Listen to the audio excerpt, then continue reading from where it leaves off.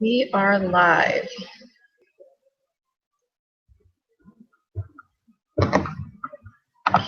Okay. So at this point, I'm seeing where it says 0 viewers, so I think we are just waiting for folks to join in. Okay.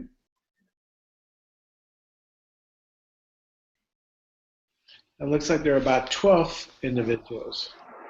There are.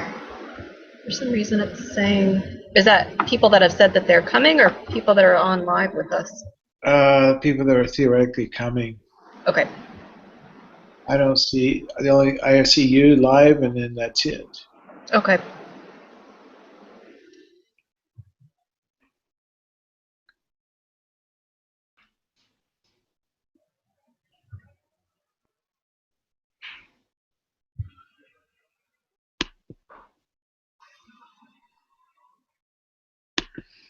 You know, one of the things that happened is I actually went to your tab, your new tab, and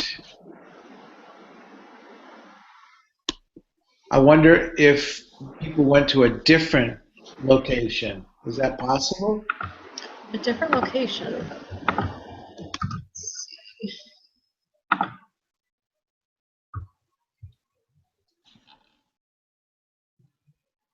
So I have the link. The reminder that you sent me a few minutes ago, I went there, and then I joined that one, and then they said, when I went and joined this one, they said, well, you're on 2 video calls. Which one do you want? So That might have been the one from earlier? No, it was actually the one that I used from your reminder about 7:25. I see. Well, we have 1 viewer, so we have 1 person on live. Okay. No, we have 2 now. Okay, so people are finding us. Okay, good. So if we have people coming on, welcome. We are just ironing out some technical difficulties since this is our inaugural ANST Virtual Happy Hour. So welcome. If any of you have, oh, now we have 3, so that's exciting. So people are finding us. Okay, good. So ANST is getting tech savvy. That makes me very happy. So welcome everybody, and welcome of course to our speaker tonight, Dr. Antonio Puente, who is on this call. So I can just spend the first few minutes while other folks are joining us just introducing tonight and what tonight is going to be about, and the platform that we're using. So just to talk about what this event is, myself and the other ANST officers were speaking with each other at INS this past year and then APA last year about other ways that we could reach folks that were within our membership or people that are at our trainee status level looking to learn more about neuropsychology who maybe didn't have access to the conferences or funding to travel or are within a program with a limited cohort number and just don't have a chance to interact with other neuropsychology trainees or professionals.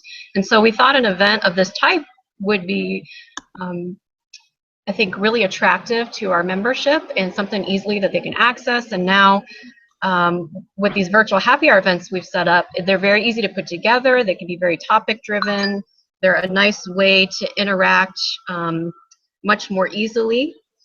And now we actually have a YouTube channel associated with these virtual happy hour events, so we can use these for our webinars, post them right online, and you can share them with other neuropsychology trainees, watch at your leisure later on. So I think it's a really great way to reach our membership. So if you all have feedback about this event afterwards or questions during, please let us know.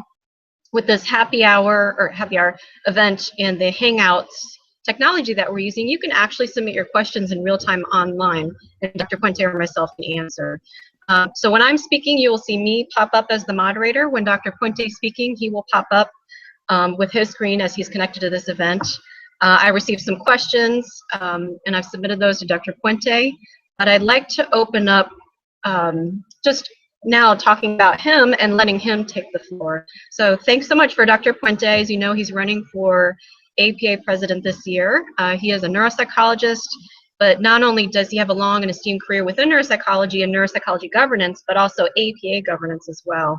And so I couldn't think of a better person to ask to do this event when I was thinking about neuropsychology, leadership development, and getting involved in governance and some of the issues confronting our specialty as well as psychology at large. So I'll let him take over from here, and we'll get started. All right. Well, good. Thanks, Cady, for inviting me, and thanks for those of you folks that are on this inaugural happy hour. But do we have like a sort of virtual keg too? We didn't have funds for that. Sorry. Okay. Well, anyway, maybe for Nan or APA for that matter. So let me see if I can give you a little bit of a trajectory. And if you want any background information regarding this, there is an interesting chapter which you can find in my website. My website is really simple, antonioepuente.com, and I have PDFs of several chapters and so forth. If you go, or really just most everything that I have, if you go to the Vita on the website, there's a section called biographical entries or autobiographical entries at the end, and I think there's 2 or 3 chapters. And I think probably the more interesting one is one called An Unconventional Career Path in Neuropsychology, which tells you a little bit about what I've done. So if you want some background information, or if you have some difficulties sleeping at night, you may want to take a look at one of those chapters. To be frank with you, I've written, I think, somewhere in the vicinity of about 80 or so chapters, and writing about yourself, or myself in this case, is very, very, very difficult. I found it extremely difficult. Chapters came out very, very slowly. But if you want to get more information, that's probably your best bet. So maybe a good place to start is how did my career evolve, and how did I get involved with leadership? So maybe I'll just give you a very quick background of my career, and then specifically how I got involved with the leadership aspect. So I'm not from the U.S. I'm actually from Cuba. I came from Cuba when I was 8.5, and English is not my native language, hence my particular interest in cultural neuropsychology. And I went to Catholic school, eventually ending up at a community college, and the reason I did so is because it was really inexpensive. Even in those days, it was $100 a semester. I went to the University of Florida, despite having an opportunity to go elsewhere, because I had scholarships to other locations, but I heard through the grapevine that Florida was a good school.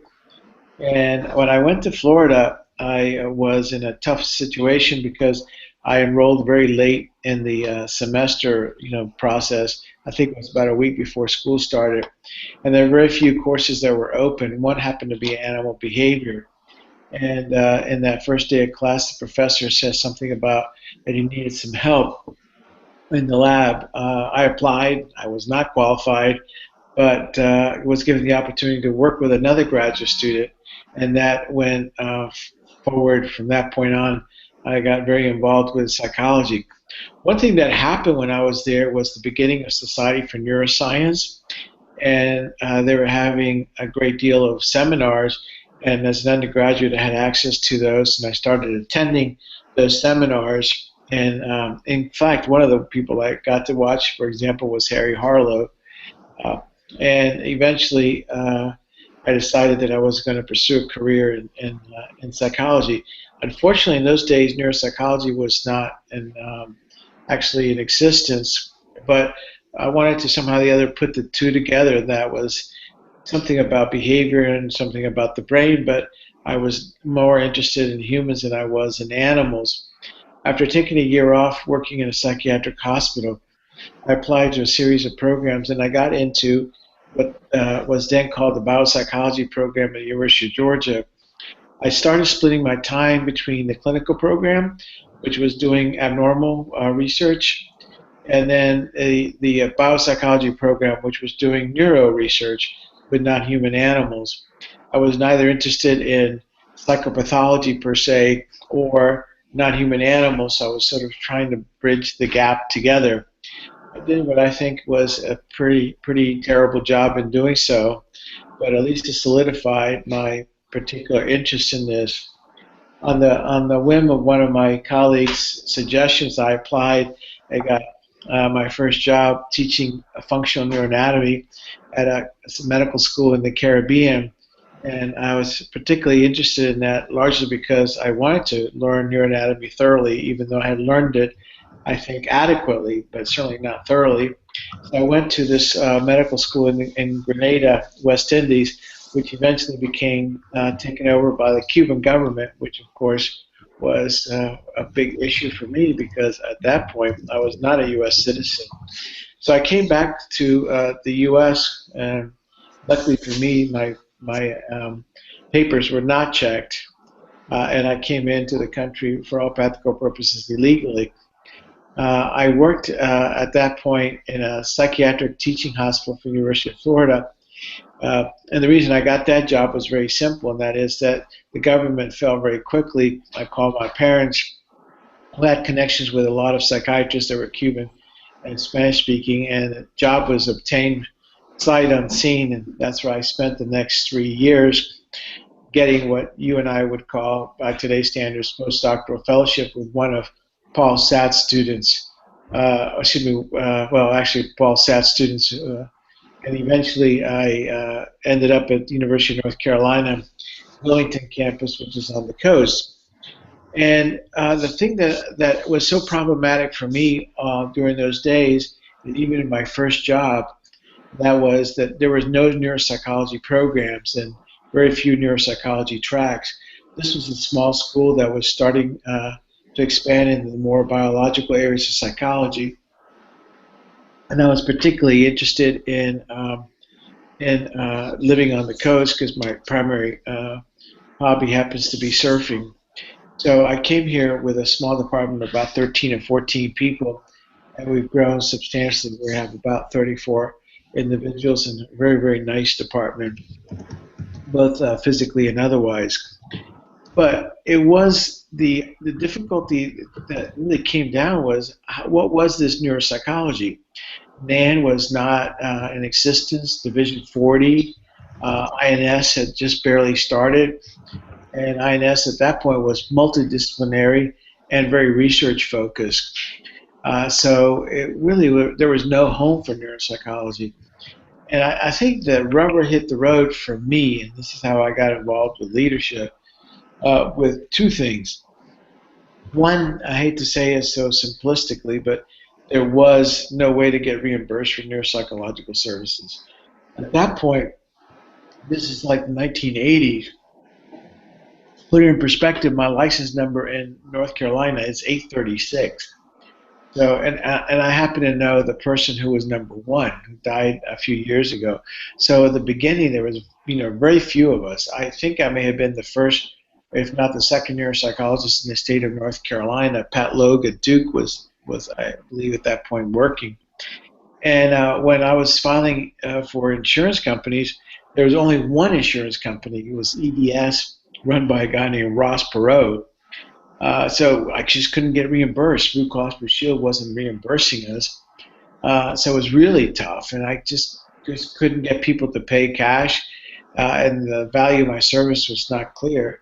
And that's when I really, really got involved. As a matter of fact, I think my wife may be able to hear this, but some not one particularly strong points in my life that as an academic I was still not licensed, and I ran out of money on February of 1983, I believe it was, 82, and we ran out of money we didn't have enough money at the end of the month to buy groceries, and that's when I said, well, it's time to get a license and then make some money in the practice world. But of course, there was no money to be made because there was no insurance system to be had. So with that in mind, I started trying to do something about it. And I got involved with the North Carolina Psychological Association, and that was the beginning of what I consider my grassroots. And specifically what I started doing at that time is I volunteered to help with the poster sessions. Even then, NCPA was relatively small. The guy that was doing the convention got a job out of the country, and there was no one to run the conference, so I just raised my hand because there were only like two others of us, and I took over the conference.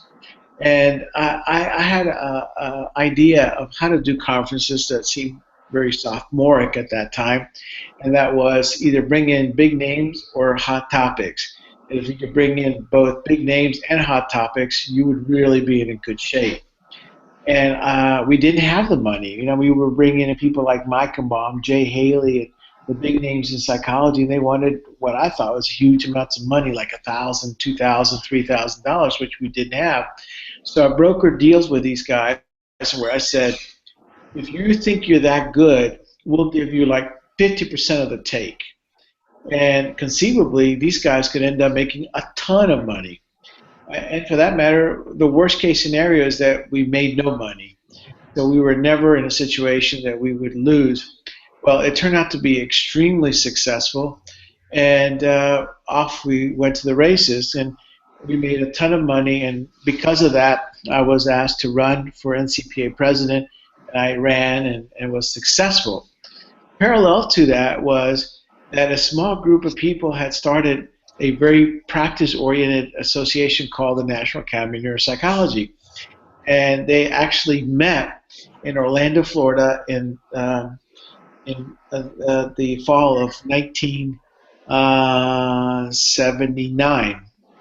And oddly enough, I got a drug company that actually the makers of Haldol sent me to go to that conference, and it was about as bad a conference as you could imagine. The posters were like 10 or 15 posters, and they were all on top of a table. There were like 5 speakers, and the whole thing was wrapped up in a day. It was done at Sheraton World Resort, which was more like Sheraton Rat Resort. It was a horrible place. And that's how we got NAN going. And little by little, a few of us got more involved in trying to do something with it. And one day, I proposed the idea of big names, big speakers, and they said, well, if you think you can do it, bring it together. So I did, and I was very different in my approach. In those days, if you were a flexible battery person, you hung out at INS. If you were a fixed battery, you hung out at NAN. And if you didn't know where you were, you hung out at Division 40.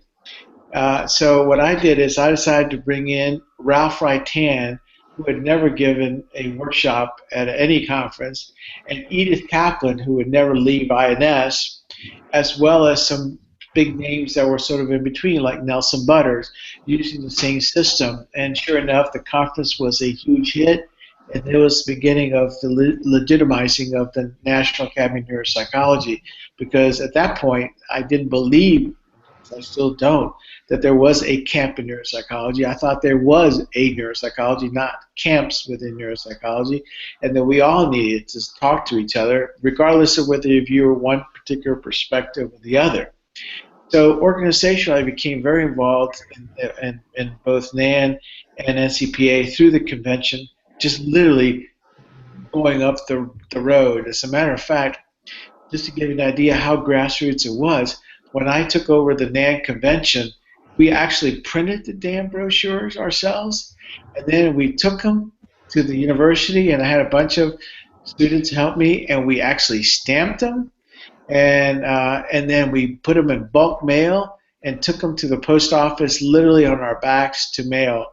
And when we had the conference in Chicago, we had all our baggage was basically pens and things of that nature. So we basically just grassrooted the whole thing. It was about that time that, like I said, I had become NCPA president and subsequently NAN president. And when I became NCPA president, the executive director, which I'm still very tight with, Sally Cameron, has suggested to me, what do you want that's special to you? I said, well, what's special to me is I like to get paid for neuropsychology. You know, I can't do, I'm having a hard time. But she arranged a meeting with Blue Cross Blue Shield medical director, which actually I'll never forget. We met at TGI Fridays in Durham in approximately 1979. He says, well, I'll give you a code that will allow you to do neuropsych testing, but you got to go to the AMA and ask for a formal code. This will tide you over for a while. We did. And lucky for us, the person that was representing psychiatry was a fellow by the name of Tracy Gordy, was in the same practice as Aaron Bigler, who was, of course, a well-known neuropsychologist. So when I sent the proposal, he walked it down to the hall that said to Aaron, and Aaron goes, "Oh my goodness, this is exactly what we need." So a code went through. It just turns out that the first director of the American Psychological Association Practice Organization, or Practice Directorate, was a past president of NCPA, Brian Welch, somebody that had really been very involved with us for many years and had left us to go to APA. So when AMA CPT said, "Would you guys like to have a seat as an advisor on the 120-member advisory panel for CPT?" He said, "Yeah, I know some guy that knows something." So he called me up, and off we went towards that. Now, it turns out that what's curious is what we're trying to do in the CPT process is, 16% of the gross domestic product is healthcare. There are 8,500 activities that are divided into that 16%. And those 8,500 activities are basically further subdivided into approximately 130 health specialties, from podiatry to psychiatry to surgery. So these 130 groups all try to bid to try and get a bigger piece of the pie. And my job was to get a piece of that pie for APA. And I was very successful, but what was particularly successful about my venture was probably 3 or 4-fold. One is I went to the well a lot. I used a lot of networking and science, and eventually I used persistence, something that was really important in the process. But when we started being successful, I realized that we had a problem, and that is that we were the stepchild of psychiatry, which was the stepchild of medicine. So I thought to myself, we've got to get the hell out of psychiatry. So I started introducing a set of codes, like the testing codes, that were outside of psychiatry. And if you've ever heard me talk, sometimes I've said this story. When I got into this business, which was seriously in the mid-1990s, one of the things that was surprising was that Tracy Gordy, the psychiatrist who represented the American Psychiatric Association, had at that point become the director of CPT. So he comes up to me in a hall in Orlando, the Orlando Peabody. He says to me, "Tony, if I didn't know any better, it seems to me that you're trying to get psychology out of psychiatry." And I said, well, yeah, blah, blah, blah, blah. And he goes, "Hell of a good idea." Yeah, because we have all kinds of carve-outs, limitations on co-pays, limitations on X, Y, Z. So we basically got ourselves not only well into psychiatry, but outside of psychiatry. And with it came a fairly significant success. And we got about 20, 30 new codes in about 10, 15 years. And when the opportunity came to be on the panel, which is a 17-member group that actually decides or vets out, or I should put it simply, votes on the actual proposals for the 130 group, they needed a non-physician. I applied, and to this day, I really don't know exactly how it happened. I think probably it happened because I had been at the table for so many years that they gave it to me. So now I'm one of 17 people that actually divides 16 to 17% of the gross domestic product. An insane opportunity, not only for us in psychology, but a way to shape the future of all of healthcare. So with that becomes like, well, how did it happen that you then wanted to run for APA president? Well, it's very simple. I'm very impatient with the status quo. Very, very impatient with the status quo. I'll tell you a little story that describes my difficulty. I remember when I was working at the psychiatric hospital where I told you that I was first started, there was a psychiatrist by the name of Camposano. And Dr. Camposano was a very nice fellow, Filipino, who really would ask me all the time, what medicine do you think I should give them, how much, what's wrong with them, and so forth, so on. So one day we actually went to court. I actually went to see court proceedings of how do you commit a patient, and this patient wanted to be discharged. So they brought in Dr. Camposano to emphasize that the patient was impaired and needed to stay. So Dr. Camposano was making $28,000. I was making $18,000. And they put him on the stand and said, Dr. Camposano, do you profess to understand the laws of human behavior? That guy says, no. And he goes, what do you mean? And the judge says to the young attorney, why don't you ask him why? And he asks him again. He goes, well, the reason I don't know is because I'm an OBGYN. I don't know a whole lot about this. So when I have questions, I ask Puente. He tells me what to do. So I'm thinking, this guy's making $10,000 more? This is unacceptable. And this has begun my real internal motivation for parity, for solution, and basically to try and change how things work. So this is the story of how I went from being a lowly graduate student to trying to change, because it was very simple. I was not comfortable with the status quo. I felt we were well trained, we had great opportunities, and we needed to go in a position that we could offer them in a way that we could make a living and allow psychology to rise to the level it should be. Thanks for sharing that, Dr. Puente. I think that's extremely helpful to give context to the journey that you've had. I'd like to start with a question of my own, and then it looks like we're starting to get audience questions coming in. Great. I'd like to ask first about who were some of the most influential people along the way, and did you feel that you had to ask for mentorship and leadership development, or did that just come to you? And if so, do you have any tips about how trainees can ask for that? Well, first of all, I don't think mentors are that often available, or maybe are so willing to be mentored. So I asked, and I forced, and I just kept on. My first mentor was probably the first psychology professor I had in the community college, which to this day I still see. And then my biggest mentor, for all practical purposes, was basically, as Lisa's a student, was my undergraduate advisor, who now has become the foremost historian of psychology, and we still share information back and forth.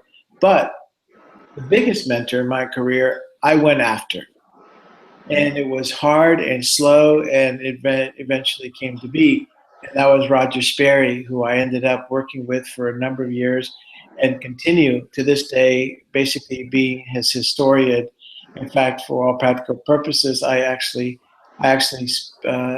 talk with his widow every Wednesday morning at 9 o'clock, trying to dig more information about his life and archiving it all. So sometimes people present themselves, and sometimes you go search, but don't wait.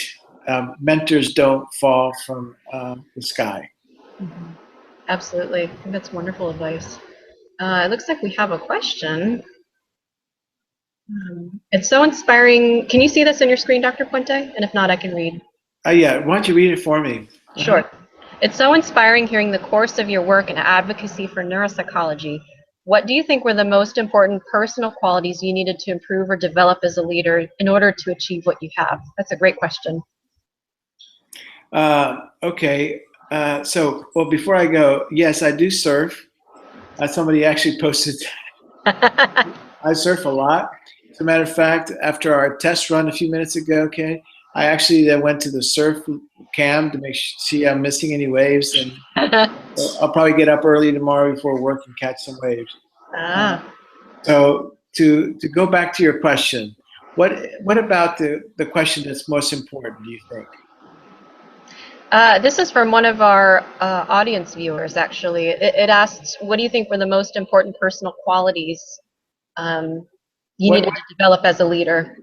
Okay, let me ask you, what do you think? What do I think? Yeah, me a little bit. What do you think? Sure, I can answer that. I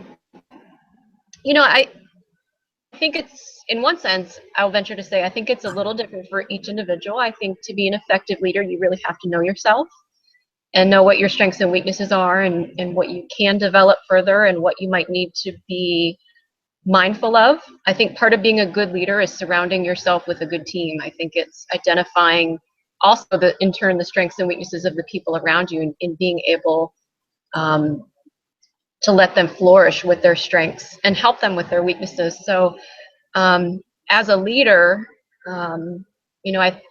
I see myself not just taking a commanding role and telling others what to do, but really to help identify areas for growth and help people reach that potential.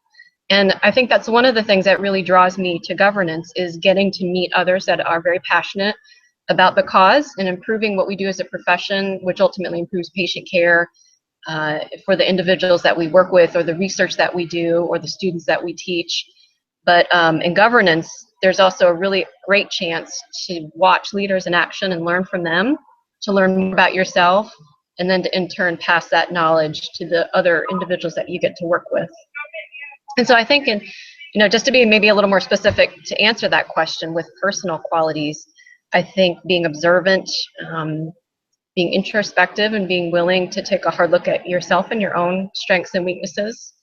I think good communication skills is really important, and good listening skills as well. I agree. For me, beyond those are good qualities. But for me, I mentioned all this already. Just not being happy with the status quo. Mm-hmm. Never being happy with the status quo. I think this is the way that we've always done it, is by far the worst answer to anything. Yeah, it's not so bad to be a rung in the ladder, but it's exciting to be a new ladder. Mm-hmm. Of course, the problem is if you put the ladder in the wrong location, you may be going nowhere. That's very true. So one thing that's interesting, and I spent a long time talking to Roger Sperry about this. I don't know, hours, countless hours, in person or by telephone. I think he felt very, very uncomfortable with what we knew, and he asked questions that were very, very big, and answered them in ways that were very simplistic and elegant. You don't have to have drama. You have to have vision. You have to have strategy, and you have to have persistence. Don't discount diplomacy and networking. That's huge. People that I just thought I just did a tiny favor have come back, many, many years later to be extremely instrumental in helping an idea or an agenda. I think one thing I hear the message loud and clear from trainees is that they really want to be involved. I think that's the wonderful thing about neuropsychology, is we have a lot of really passionate, enthusiastic trainees that want to play a part in governance and leadership in some way, whether it's national level, whether it's in our interest group network within ANST, or other psychology committees in their city, their state, their region of the country. But I think sometimes it feels out of reach, and they're not quite sure how to get involved or how to get started. Do you have any advice for these people? It's always out of reach. For example, when I started running for APA president, I was the outside candidate. I was the guy that did not serve on the board of directors. I was not on current governance. So you sort of feel like, well, I can't do it. No. Nobody's going to elect you. Nobody's going to allow you to change unless you volunteer, you push forward. I think start low and do a good job. And I think maybe one of the things that people do is they volunteer sometimes, but they don't necessarily produce. So make sure you volunteer, that you take the crappiest job in the world and you deliver the goods. And if you deliver the goods reliably over a long period of time, leadership follows. So for me, putting together the poster session at a very small state association meeting was how I got involved. I liked your advice earlier too about staying active, when I asked you about how do you find the mentorship or who are the influential people for you, and you said you really had to seek them out, sometimes force it.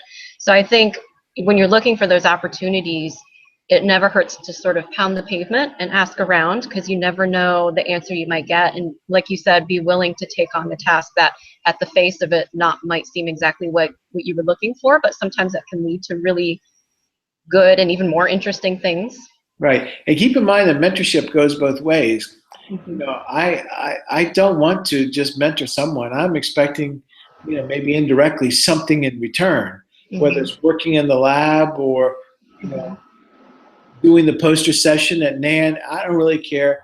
but mentorship goes way. It's not like me giving. It's really a bidirectional.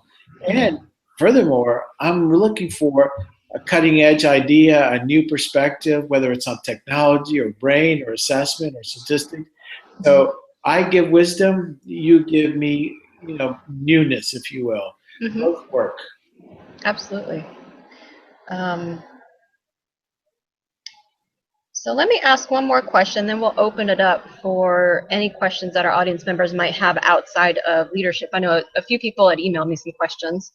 One question that I would love to see answered, and I think you're a great individual to ask this, what sort of place do you see for neuropsychology in the near future for national leadership? How can we play a role, either within APA or within government or just at the national level? Well, let's bifurcate that, or maybe even more than bifurcate it. Let's talk about psychology. Let's talk about healthcare, and let's talk about society. First of all, I think the easiest one is neuropsychology, and the way to do that is very much just get involved in a situation where we have good neuropsychology, good leadership, and then that allows us to then go to psychology. In other words, if we have our house in order, if we've done a good job with 40 or AACN or ABN or whatever it is, then we are in a position to go to the next level. For example, I believe that the current or more recent past president of ABAP happens to be Greg Lee, who is a neuropsychologist. So if we have our house in order, then we're in position to lead psychology. But keep in mind, there are only about 89,000 voting members of APA and maybe 120-some thousand full or total members of APA. So we represent relatively little of the healthcare dollar, so to speak. So then we must then say, okay, fine, psychology is not enough. So in other words, start with neuropsychology, move on to psychology, move on to healthcare. And then when you get in healthcare, you realize that you're just like a pebble at the beach in terms of anything, power, prestige, income, impact, and so forth, so on. So you have to really, really work harder there in some ways than the others. And then one thing that we haven't done is get further into the impact on society. Let me give you a wonderful example of how we haven't done it, but could do it. And that is the shaping of the Affordable Care Act at state level, where neuropsychology could make a huge impact, for example, in the area of prevention. Especially with regards to dementia. Nobody is touching the idea of prevention. We always think of ourselves as working with the disease process or disorder process. Why not focus on people who are well? And the largest group of individuals who are concerned about their health are at the eve of dementia, so we could go there. Now, this has to be crafted in each state. It's going to be done in Raleigh and Richmond and New York, or excuse me, I should say Albany, Sacramento. It's not going to be done in Washington. I think that's probably the next frontier in terms of advocacy where we can have huge impact on society. We bring to the table an enormous wealth, an enormous resource, but internal validity is very, very, very limited. We have to have external validity, and we have to prove ourselves not only within our small groups, but outside of our groups as well. I agree. We had another question get submitted online, and I apologize, the question disappeared from my screen, but I believe the spirit of it was, you've been known for being unconventional in some ways as a leader, and how have you found it dealing with some resistance from other leaders in the field, or how have you managed to navigate those waters? Well, I hate to admit that that's true, but I think that I don't come from a standard program. I'm not white. I didn't have the perfect APA accredited training or a postdoc. So, I guess you could say I came from the wrong side of the tracks, maybe. My pedigree is weak in terms of formality. But then, having said that, I managed to end up working with the only neuropsychologist to win a Nobel Prize. So maybe it's not entirely bad, but on the surface it doesn't look very good. You know, if you have to dig below that.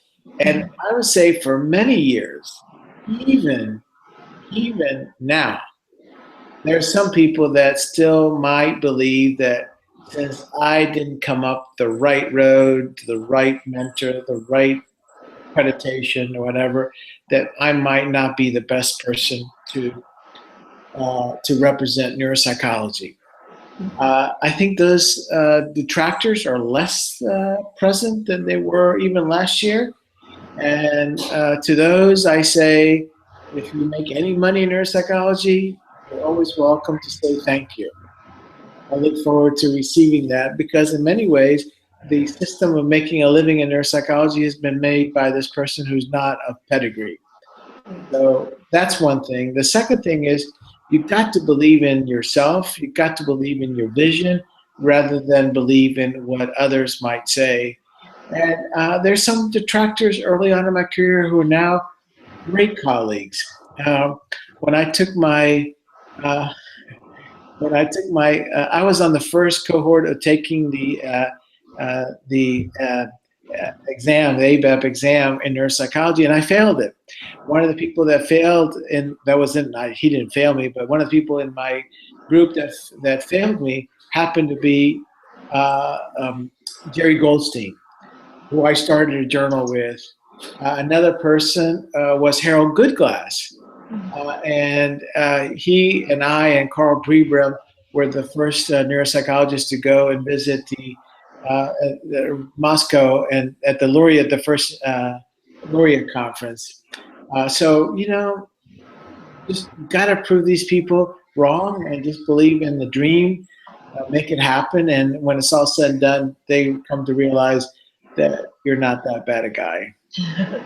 Well, I know in ANST, we really place a lot of emphasis and value on our diversity as a group, not just in our ages and our training backgrounds, but also our interests and what kind of degree programs we come from. So, you know, I would actually argue that your diversity of experience and training makes you an asset to our specialty. So thank you.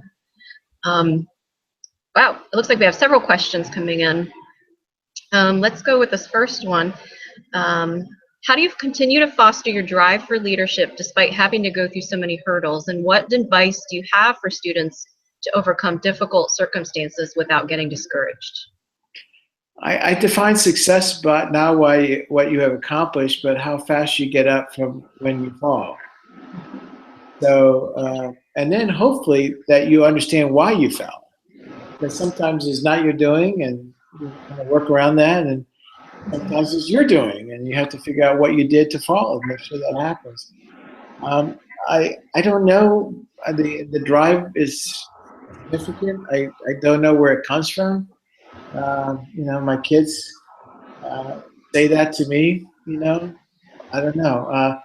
But I don't know. It's hard to say. Maybe being an immigrant. I don't know. Hard to say.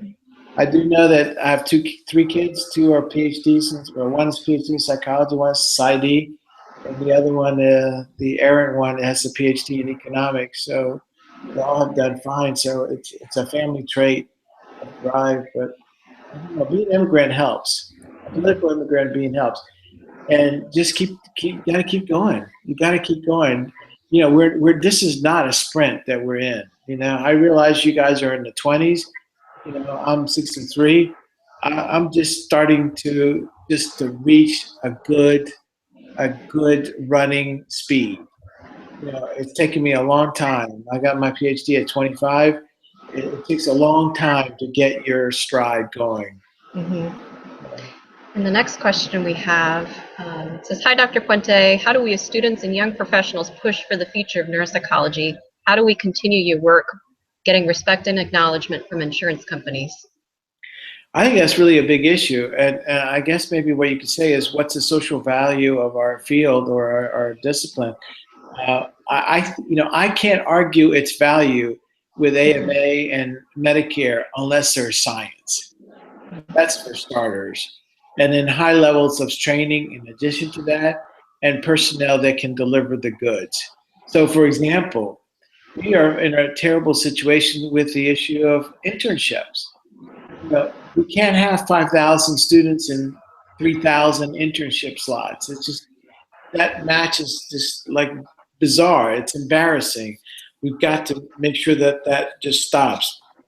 So to basically, 1, science, 2, pedagogy, and 3, personnel.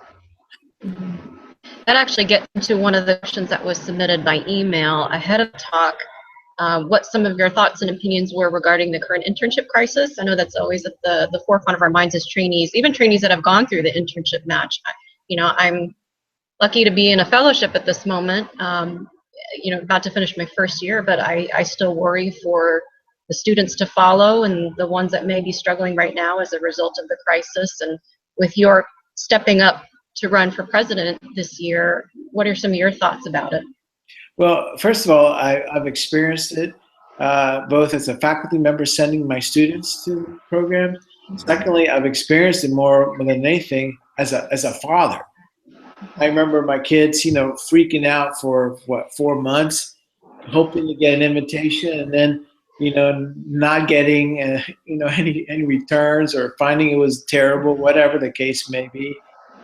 So I feel the pain that many people in this call have felt, maybe personally, but as a parent. We've got to solve the problem. I'll give you a little tiny example. We run a free clinic for indigents. That's 1,500 patients, and we have mental health as part of it. I would love to have an internship program for that. The amount of time, money, and difficulty associated with putting together an application, it's outside our budget, our time. So we're not going to do it. So we have to make the application process more accessible and easier. Secondly, we've got to have a serious discussion between the training programs and the internships. It's like we're putting out the students, but not the internship programs. So we've got to make that match. And finally, and more interestingly, that people probably haven't thought about, I think one difficulty is that interns don't get paid. And the reason don't get paid because the lack of reimbursement. And that's because we're not seen as physicians by the Medicare system. So one of the first things I want to focus on, maybe the only thing I end up focusing on, is the resolution of inclusion of psychologists as physicians in the Medicare system. That will give us access to the GME, which will allow us to pay interns, and that will allow the beginning of an internship program to flourish. Furthermore, if we could do that and decrease the difficulty associated with application and maybe even the cost, I think we can resolve this in no time. But it has to be a two-pronged attack and has to occur simultaneously. Absolutely. Thank you for that. We're running into the last 10 minutes here, so if any of our audience viewers have any additional questions that they'd like answered, please send them now. I did get one final question on email before the event, and this is another big issue that's come up in APA the last couple of weeks, is this issue of the Hoffman Report. And for any of our viewers that haven't heard about this issue, this is the end result of a decade-long investigation into whether or not APA potentially, some of the members higher up in APA colluded with DoD officials and the military in torture practices. And so the question that we had was rather broad, but it just asked generally your opinion about the Hoffman Report and what do you see as the next steps of leadership in psychology in addressing this issue. Well, good. Great question. I'll tell you what I'm going to do is I'm going to tell you what I've done to arrive at an answer, and I'm going to tell you my answer that I will reveal publicly at the Presidential Candidate Forum on Saturday afternoon at APA. First of all, what I've done is I've tried to view this more carefully than maybe average. I've done several things. One, I read the whole report. Two, I had my entire lab and clinical group read the report. Then three, we met and debated each section of the report, and then we came up with summaries. And then in addition to that, I have 5 people that are part of my cabinet, about 30 individuals as part of a council of advisors, and 15 members of states that help decide how the campaign goes. We then surveyed them to try and get an idea of what happened, what's going on and what should be done. And then in addition to that, I am putting together a small sample of individuals, a JD, PhD, and somebody who actually is a past chair of APA ethics. I myself was on the ethics committee a couple of years ago. So I guess to put it in a different way, I'll start off by telling you I've done due diligence. In addition to that, I failed to mention that I've talked to a psychologist who was involved in Guantanamo interrogations. I've talked to the primary dissident voice, Jean Maria Arrigo.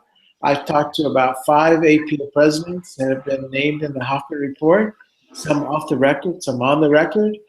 So I think I've done what I consider personal due diligence to come up with an idea of what happened, what is going on, and what to do about it. So here's my response to the Hoffman Report. One, I, as a member of APA, I am deeply sorry for all those that have been affected. Two, I am in awe of the courage of those who provided the dissonant voice and have a logical understanding and reasoning to how to solve the problem. And three, I also believe that we have to move forward to use this as a foundation for the rebirth of APA. To achieve that, I propose an external review in order to understand the organization of APA so we can make it more transparent, more accountable, and more efficient. And two, begin the revision of the APA Ethics Code. Thank you for that. I know that that's something that we're all concerned about as trainees and how we can do better to keep improving our field. This is the renaissance of APA. This is, in our lifetime, this is as good an opportunity as we're ever going to have to fix a system that is perceived by many to be broken. Thank you. I think we have room for one final question that just came through. Oh, this is a good one. What are your thoughts on prescription authority for psychologists and how much of APA's lobbying efforts do you think should be focused on this issue? I think the first half was a neutral question. The second half may have been a loaded one. But I'll tell you several things. First of all, I was on the original Blue Ribbon panel that advised psychology to pursue prescription privileges. But I also suggested with that group that you have to have appropriate training, both clinical and academic training. And that training really should begin in high school, something that people tend to oversee in the recommendations, number one. Number two, I was on the CPT panel in 2013, in January 2013, February 2013, when we obtained a code for the use of prescription privileges by psychologists for now Illinois, New Mexico, and Louisiana. And three, I do prescriptions in an indirect way. In the indigent clinic, I work with a PharmD and with an accord with the medical licensing board. She prescribes based on my recommendation of the client status. So we are basically doing something relatively novel, something that people haven't done that. However, I would emphasize we cannot do prescription privileges without having a strong science for both psychopharmacology and, more importantly, if we abandon the historical headway that we've made in psychotherapy, this will be all for naught. I think of prescriptions as ancillary rather than replacing the unusually effective and important techniques that we have brought forth as clinical psychologists. Absolutely. And if our viewers are interested in topics like this, are there other specific topics? These would make great virtual happy hour hangouts that we can do in the future. So I would like to thank Dr. Puente for generously donating his time tonight. Let me ask one more question, Kate. Sure, go for it. Actually, two things. First of all, if anybody has a specific question that they feel uncomfortable or they didn't get completely answered, puente@uncw.edu, send me an email, and I'll take a stab at it. And for those of you that are going to be at APA, we look forward for you to stopping by at the election booth, which is at the beginning of the exhibit hall. We'll give you lots of buttons and pens and so forth, so on. And if you look hard underneath the table, there will be that keg that we wanted tonight for the happy hour. Well, I know that I will be stopping by and collecting my buttons and passing them out. If there are any of our students in attendance in APA and they would like to help out, would that be okay to stop by the table and check, or maybe email you to connect with you to find ways to help? Yeah, email me and we'll give them some ideas and look forward to meeting them. And Wonderful. thank you and everybody who was on this phone call for this opportunity. Thank you, and I think I can speak on behalf of all the members that I know in ANST and trainees I've spoken with when we say we are in awe of all the hard work that you've done, and we're very grateful that you've laid this foundation for us. So thank you again for tonight, and thank you so much to our attendees that came on the call. This was a great first attempt, and I'm excited to start hosting more of these in the future. So just send us your ideas, and we'll catch you the next time around. So me today, you tomorrow. That's right. Good night, everybody. Thank you.